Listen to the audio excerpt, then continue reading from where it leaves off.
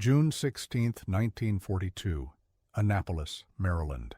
The United States Naval Academy Mess Hall echoed with the thunderous sound of 2,500 hungry midshipmen pouring through its massive doorways.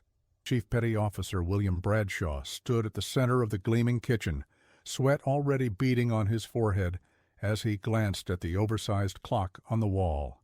20 minutes. That's all they had. 20 minutes to feed an entire brigade of future naval officers before they rushed back to their wartime accelerated training schedule. "Line formation ready, sir," called his second-in-command, Petty Officer, First Class Samuel Decker. Bradshaw nodded grimly. The standard naval protocol allocated 45 minutes for each meal service, but with the compressed wartime schedule, the Academy had slashed that time by more than half. Admirals and training officers had deemed it impossible to maintain proper nutrition standards within such constraints. "Begin service," Bradshaw commanded, ignoring the doubtful murmurs from the newer kitchen staff. He had implemented a system that broke every rule in the Naval Food Service Manual, one that would either end his 20-year career or save the Academy's wartime training program. As the first wave of midshipmen flowed into the mess hall, no one in the entire United States naval establishment knew that one cook's defiance of standard protocols that morning would revolutionize military food service for decades to come, and become a case study in naval logistics that would save countless lives in the Pacific Theater just months later. William Bradshaw was born on September 7, 1900, in the small fishing community of Gloucester, Massachusetts. The son of a lobsterman and a school teacher, young William grew up understanding both the discipline of the sea and the importance of education. His father, Thomas Bradshaw, had survived the treacherous North Atlantic fishing grounds for 37 years without losing a single crewman, a record still discussed in Gloucester's harbor taverns decades later. "The sea doesn't care about your excuses," his father would tell him while mending nets on their small porch overlooking the harbor. "It only respects results." This pragmatic philosophy shaped William's approach to life. At school, he wasn't the brightest student, but teachers noted his methodical problem-solving abilities. "He doesn't just memorize," his high school mathematics teacher wrote in a letter of recommendation. "He understands systems and how to improve them." When William turned 18 in 1918, he enlisted in the Navy as World War I drew to a close. Though he missed combat service, his aptitude tests revealed something unexpected, an extraordinary talent for logistics and resource management. Naval officials assigned him to the mess division, where food service officers initially dismissed him as just another kitchen hand. They couldn't have been more wrong. Within 6 months at the Great Lakes Naval Training Station, Bradshaw had reorganized the storage systems to reduce food waste by 28%. By the end of his first year, he had implemented a rolling inventory system that cut costs while improving meal quality. His innovations earned him rapid promotion to Petty Officer Third Class, unusual speed for a mess specialist. "Bradshaw doesn't see limitations," wrote Commander James Wilson in a 1923 performance review. "He sees opportunities disguised as problems." By 1930, Bradshaw had served on 3 destroyers and an aircraft carrier, each time transforming their mess operations. Fellow sailors joked that you could identify a Bradshaw kitchen by the shorter lines and better food. He earned the nickname the Miracle Worker among enlisted men, though senior officers often viewed his unconventional methods with suspicion. "Food isn't just sustenance," he told a young sailor who asked about his philosophy.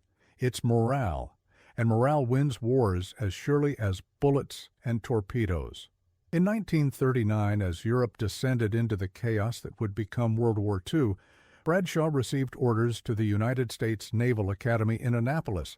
With 21 years of service and the rank of Chief Petty Officer, his assignment was clear: manage the massive mess hall operations for the Academy's growing population of midshipmen. What he didn't expect was how the looming global conflict would transform his mission from routine to mission critical. He had no idea that soon His unorthodox thinking would be all that stood between America's future naval officers and a training crisis that threatened to undermine the entire wartime officer production program. The United States Naval Academy at Annapolis, Maryland, represented the heart of America's naval officer training program. Established in 1845, the Academy had produced generations of naval leaders who commanded American ships across global waters. But in 1941, everything changed.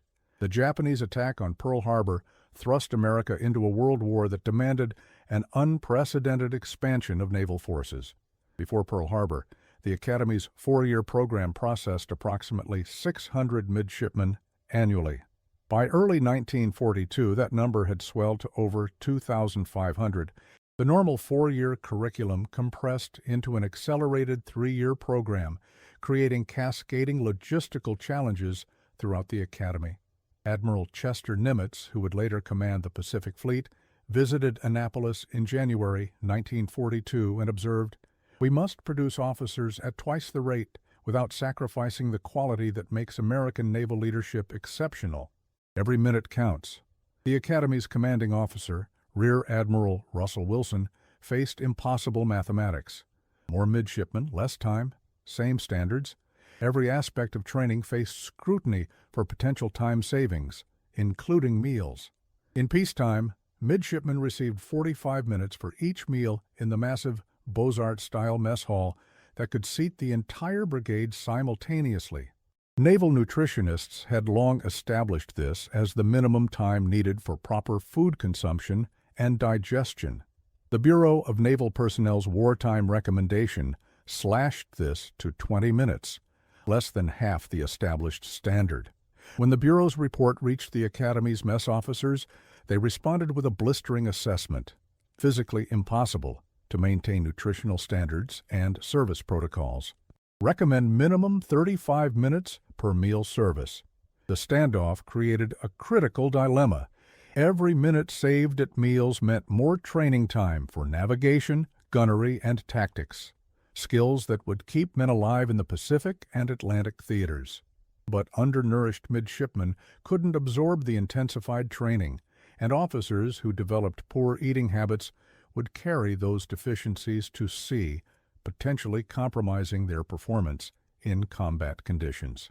Captain Howard Gilmore, the Academy's logistics officer, summarized the problem in a February 1942 memo. "We are caught between the immovable object of human physiological needs and the irresistible force of wartime training requirements."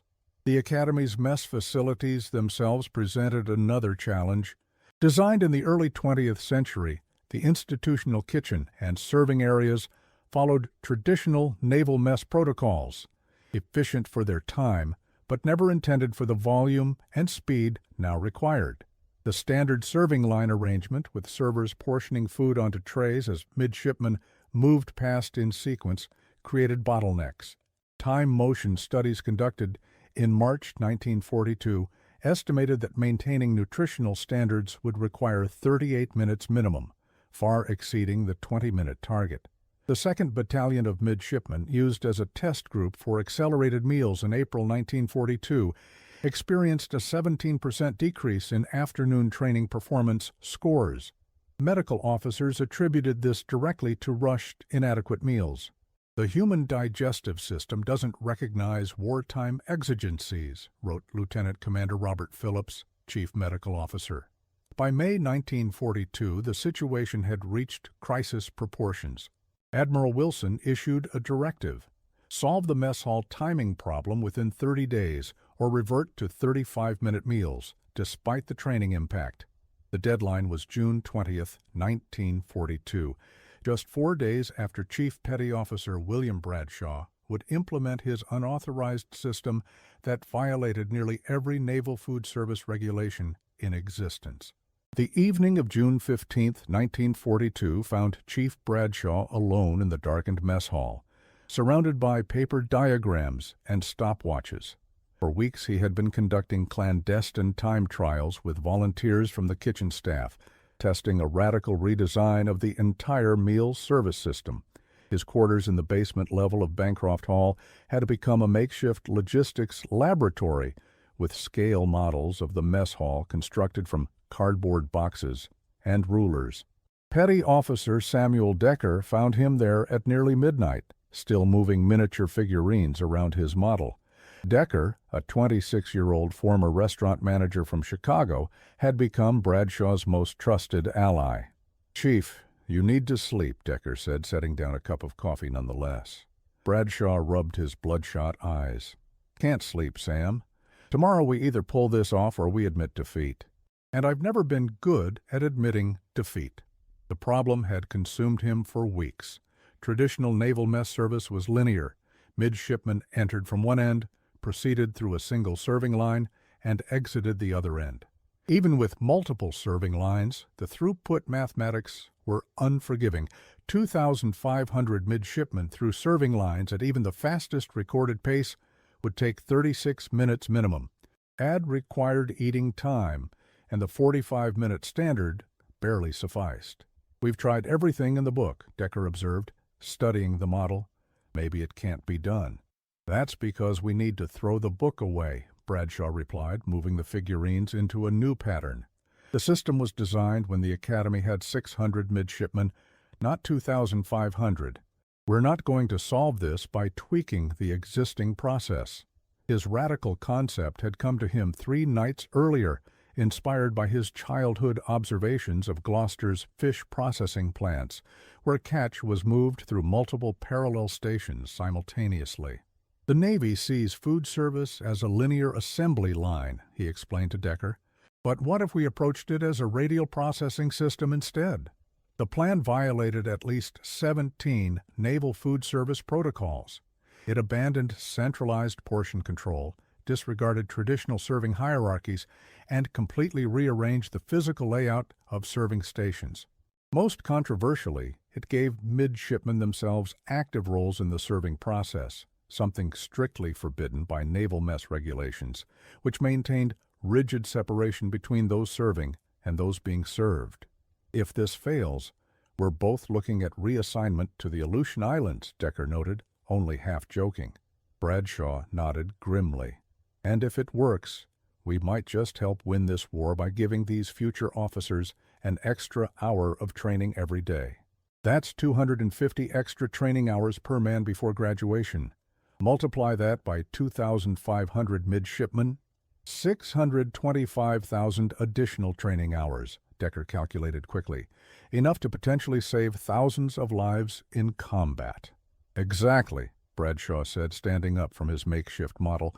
"So we're doing this tomorrow, regulations be damned." What neither man knew was that Commander Thomas McKinley, the Academy's supply officer and Bradshaw's direct superior, had already drafted transfer papers for the chief, convinced that his obsession with solving the mess hall problem had clouded his judgment. Those papers sat unsigned on McKinley's desk, awaiting the results of tomorrow's breakfast service. At 4:30 in the morning on June 16, 1942, Chief Petty Officer William Bradshaw assembled his kitchen staff of 73 men in the mess hall kitchen. Many looked nervous. They had been briefing all week on the new system, but had never implemented it at full scale. The radical reconfiguration of the mess hall had occurred overnight, with serving stations rearranged into what Bradshaw called a hub-and-spoke pattern, rather than the traditional linear arrangement. "Gentlemen," Bradshaw addressed them, his voice steady, despite having slept barely 3 hours. "Today we're going to prove that naval tradition doesn't mean doing the same thing forever. It means accomplishing the mission by any means necessary." Petty Officer Decker distributed the final assignment sheets. Each staff member had specific stations and precise timing requirements. The new system required coordination, more like a ballet than a traditional mess service. "Remember," Bradshaw continued, "the food is prepped and pre-portioned in serving containers at each station. Midshipmen will move through in company formations, not individual lines. Each station serves a complete portion of a single food item. No decisions, no delays, no bottlenecks." Junior cook Raymond Wilkins raised his hand nervously. "Chief, what if the officers shut us down when they see what we're doing?" Bradshaw checked his watch.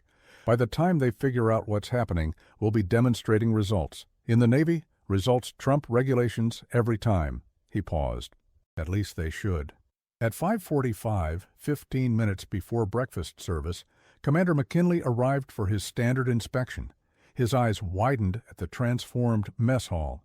"Chief Bradshaw, what in God's name have you done to my mess hall?" he demanded, face reddening as he took in the circular arrangement of serving stations.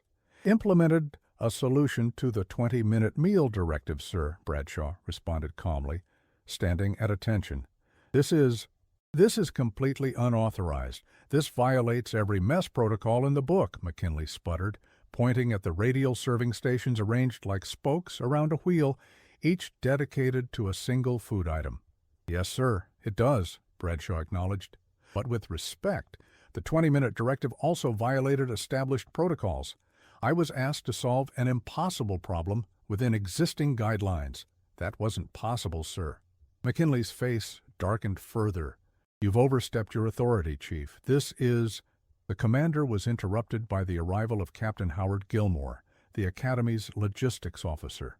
Gilmore surveyed the transformed space with a calculating eye. "What's going on here, McKinley?" he asked.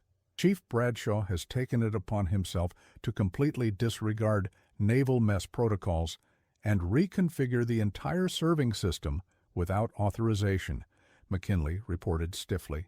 Gilmore turned to Bradshaw. "Explain yourself, Chief." Bradshaw stood straighter. "Sir, the traditional linear serving model cannot mathematically process 2,500 midshipmen in 20 minutes while maintaining nutritional standards. So I've implemented a radial serving model based on industrial processing principles. Each midshipman will move through in company formation, collecting complete portions from specialized stations in a circular pattern rather than a linear one." Gilmore frowned. "And you expect this to work?" "I've run the calculations and small-scale tests, sir.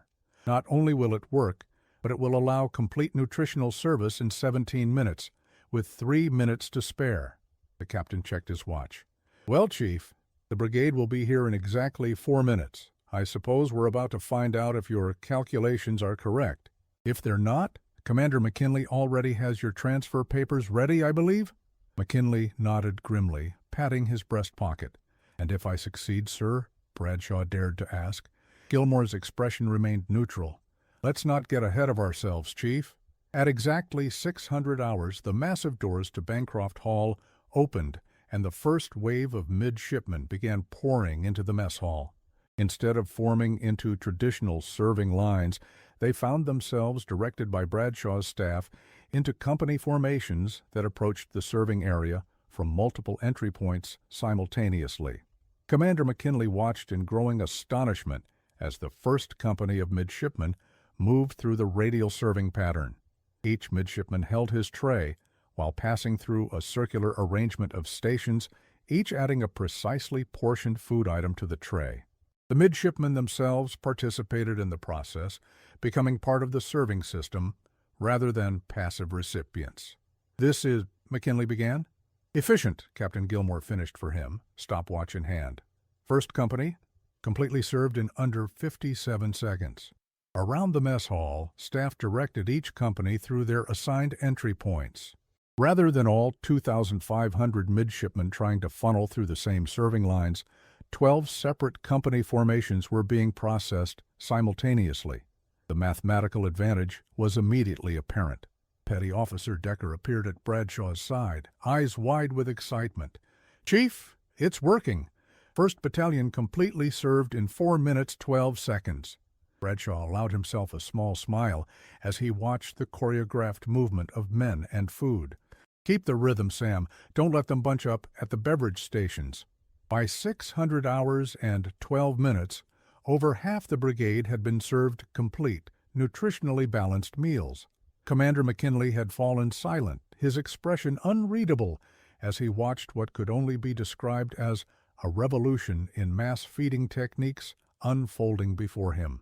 At exactly 600 hours and 17 minutes, Captain Gilmore clicked his stopwatch as the last midshipman received his complete breakfast tray. The entire brigade, 2,500 future naval officers, had been served full, balanced meals in precisely 17 minutes, 3 minutes under the required time. The mess hall hummed with the sounds of 2,500 young men eating quickly, but not rushed, the extra 3 minutes providing valuable digestion time that medical officers had insisted was necessary. "Well, Chief," Captain Gilmore said quietly, "it appears your radical approach has produced results." Commander McKinley looked down at his watch, then back at the fully served brigade. "I've never seen anything like it," he admitted reluctantly. "With respect, sir," Bradshaw replied, "that's because it's never been done before." What no one in that mess hall realized was that they were witnessing not just a solution to the Academy's immediate problem, but the birth of a revolutionary approach to military food service that would eventually save thousands of lives on far-flung Pacific islands and crowded aircraft carriers across 2 oceans. The radical serving system implemented by Chief Petty Officer William Bradshaw on June 16, 1942, transformed over the coming days from an unauthorized experiment to the standard operating procedure at the Naval Academy Mess Hall. For the first time in naval history, the midshipmen themselves became active participants in the serving process rather than passive recipients, each one briefly part of a synchronized system that functioned with machine-like precision. The key innovations that made the system work challenged fundamental naval mess protocols that had remained unchanged since the 19th century. Traditional wisdom held that strict portion control required centralized serving by mess personnel only. Bradshaw's system instead used pre-portioned serving containers at each station, eliminating subjective portioning while maintaining strict nutritional standards. The second revolutionary aspect involved the physical arrangement of serving areas. Naval regulations mandated linear serving lines based on shipboard space constraints. Bradshaw's radial pattern, with 12 serving points arranged in a circle, allowed simultaneous access from multiple directions. Impossible on ships, but perfectly suited to the Academy's massive shore-based facility. Commander Thomas McKinley, initially Bradshaw's strongest critic, found himself unable to argue with the results. By June 20th, the system had been refined further, reducing average serving time to 15 minutes and 42 seconds for the entire brigade, while actually improving nutritional metrics. The extra 4 minutes and 18 seconds translated directly into additional training time, the Academy's primary goal. "I still don't approve of how you implemented this," McKinley told Bradshaw privately on June 21st, "but I can't argue with the results." The transfer papers remained in his desk drawer, unsigned. Captain Howard Gilmore proved more enthusiastic. On June 25th, he invited Rear Admiral Russell Wilson himself to observe the morning meal service. The Admiral arrived skeptical, but left impressed, watching as the entire brigade moved through the serving process with precision that rivaled any military drill. "I've never seen anything like it," Admiral Wilson commented, echoing McKinley's earlier assessment. "How many regulations did you have to break to achieve this, Chief?" Bradshaw stood at attention. 17 separate naval mess protocols, sir." To his surprise, the Admiral laughed. "Well, Chief, sometimes winning a war requires breaking a few rules. I want a complete report on my desk by tomorrow, detailing every aspect of this system. We may have applications beyond Annapolis."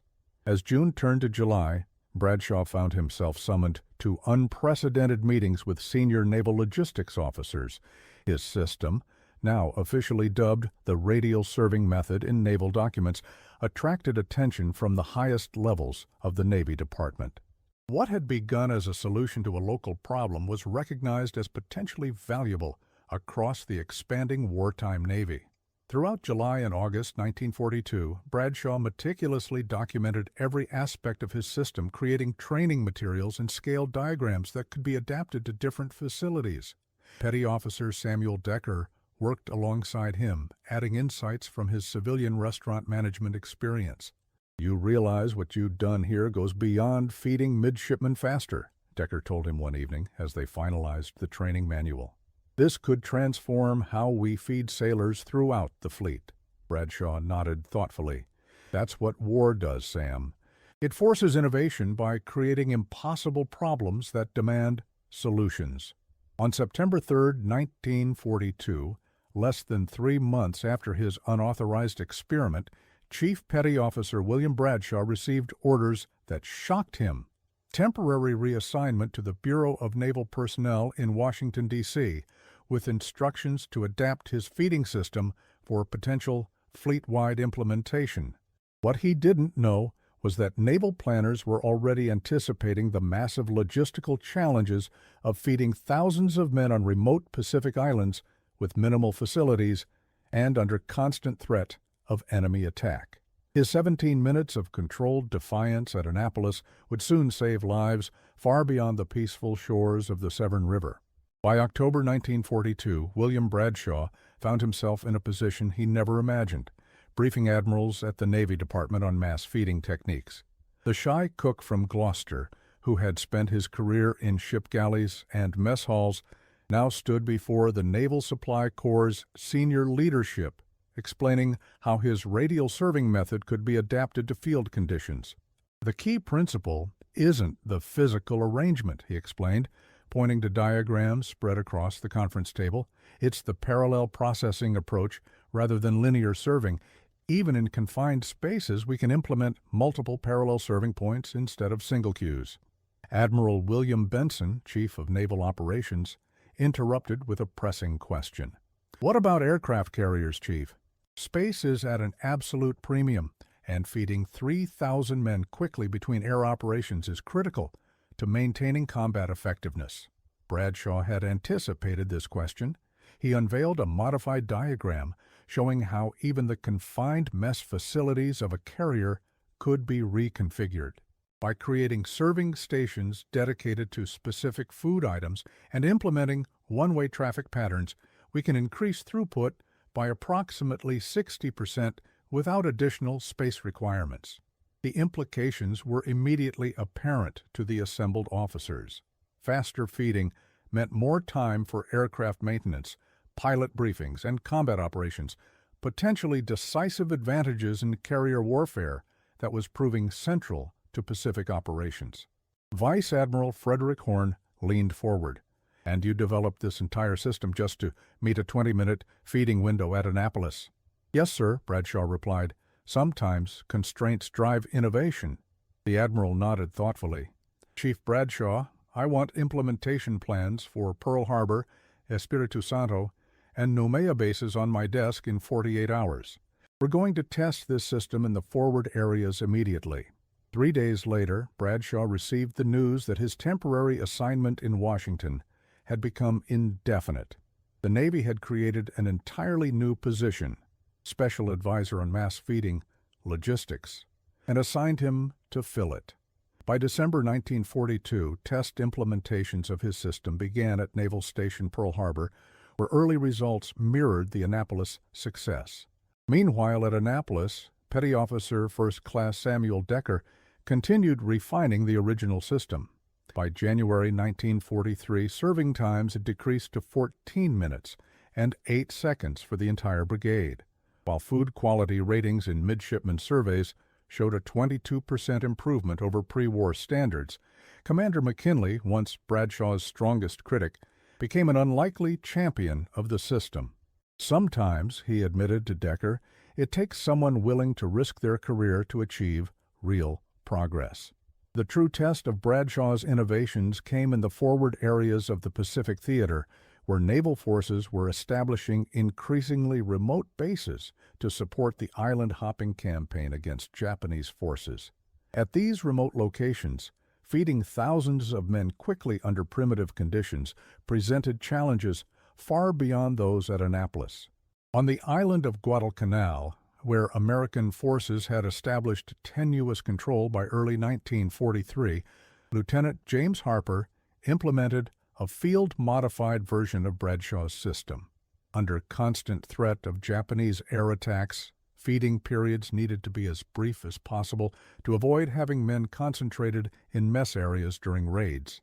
Before implementing the Bradshaw system, Harper wrote in his after-action report, feeding 2,000 Marines required 1 hour and 20 minutes, during which they were dangerously exposed. After implementation, complete meal service was accomplished in 22 minutes, a 66% reduction in vulnerability period. On March 10, 1943, the system faced its most severe test when Japanese aircraft attacked the Lunga Point base during lunch service. Thanks to the accelerated feeding schedule, over 80% of personnel had already been served and dispersed when the first bombs fell. Marine commanders estimated that the shortened meal period saved between 150 and 200 lives that would have been lost had traditional serving methods been in use. By mid-1943, modified versions of Bradshaw's system had been implemented at 27 Pacific bases and on 11 aircraft carriers. The USS Enterprise, in particular, reported dramatic improvements in aircraft turnaround times after adopting the system, as flight deck personnel gained an additional 40 minutes of preparation time between operations. Admiral Chester Nimitz, commander of the Pacific Fleet, took personal interest in the system after observing its implementation aboard the carrier USS Lexington in April 1943.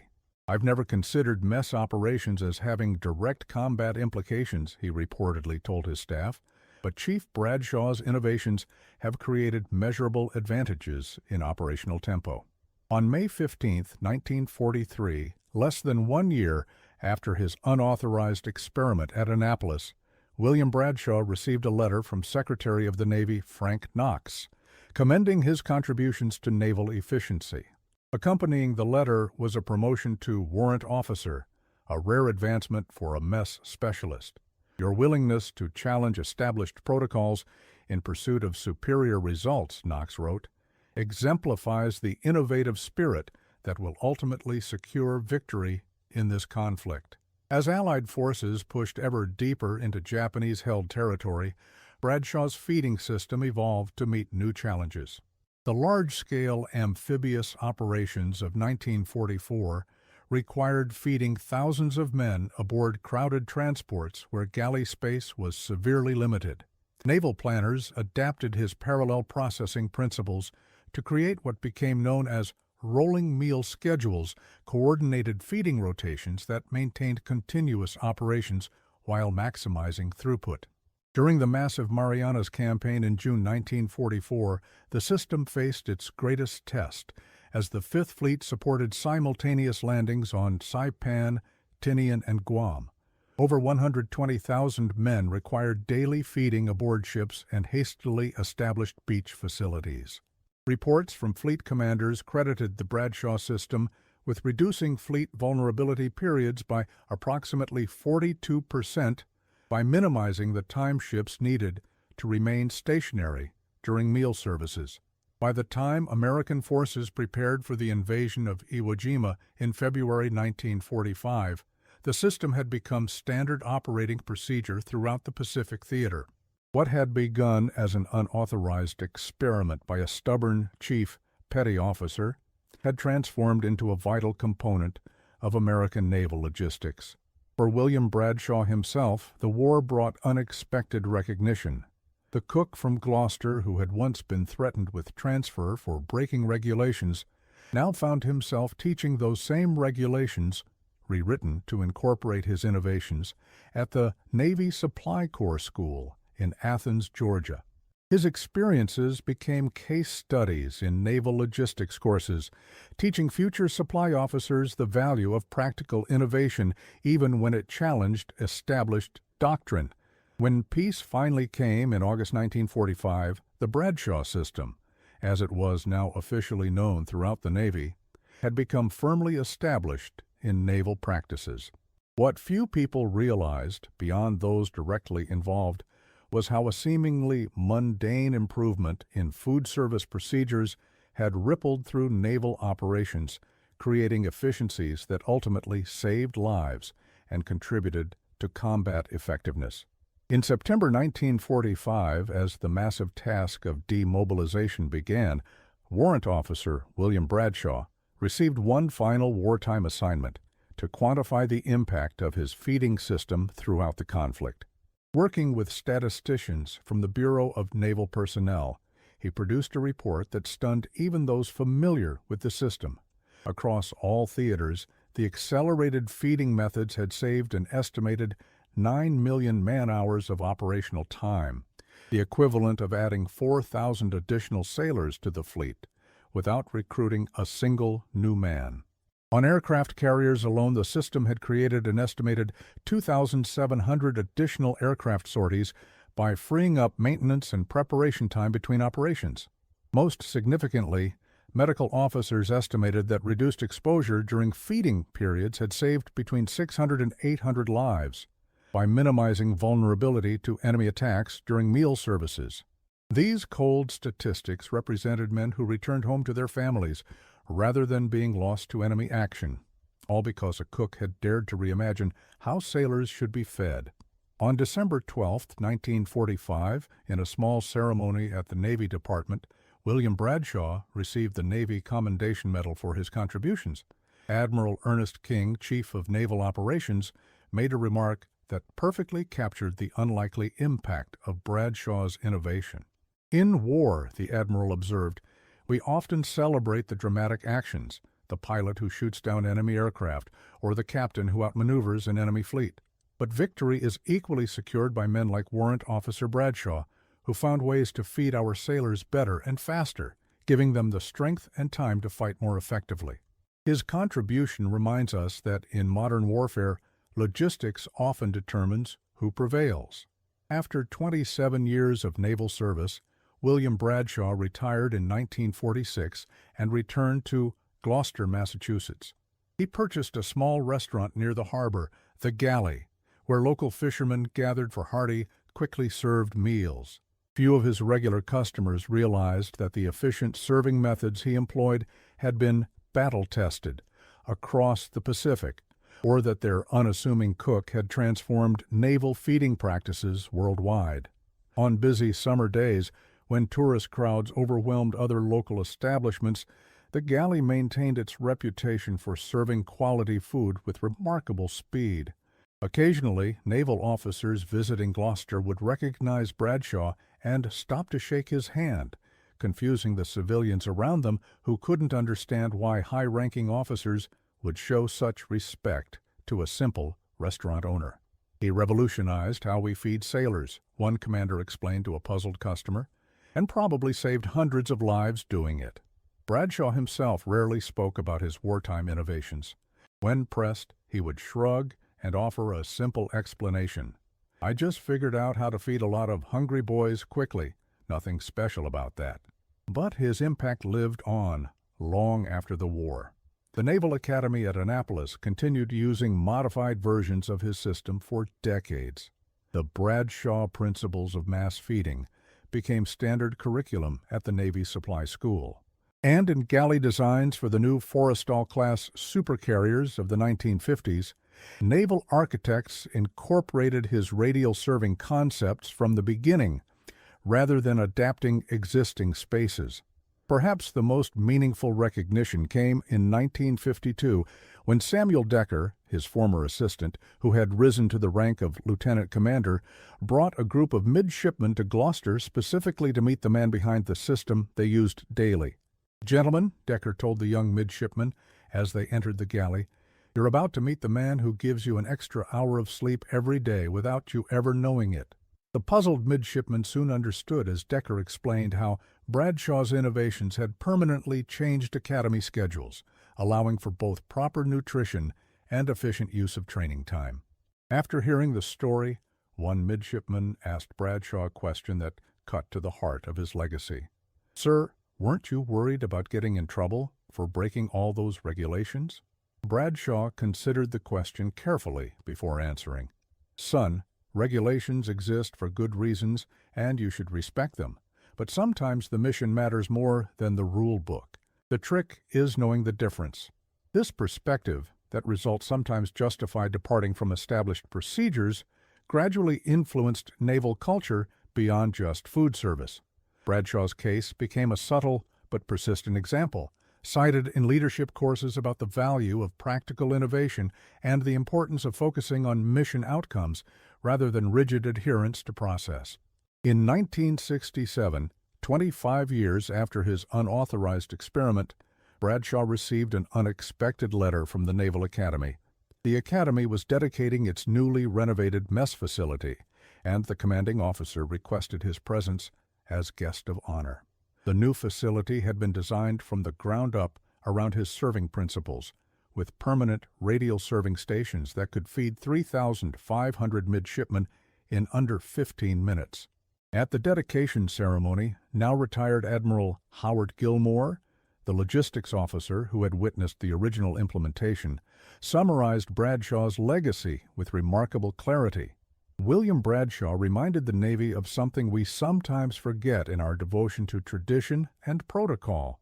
He showed us that the purpose of rules is to achieve results, not to be preserved for their own sake. When the rules prevent us from achieving our mission, it's time to reconsider the rules. Today, few people outside naval logistics circles remember William Bradshaw's name or understand how a cook's determination to feed midshipmen faster rippled through naval operations across the Pacific Theater. His story remains primarily in specialized naval history texts and Supply Corps case studies rather than mainstream war histories. Yet his impact endures in modern military feeding practices worldwide. The principles he developed under wartime pressure, parallel processing, specialized serving stations, and active participation by those being served, now seem obvious, even inevitable. But before June 16, 1942, when a stubborn chief petty officer decided that feeding 2,500 midshipmen in 20 minutes mattered more than following 17 regulations, these concepts existed nowhere in military practice.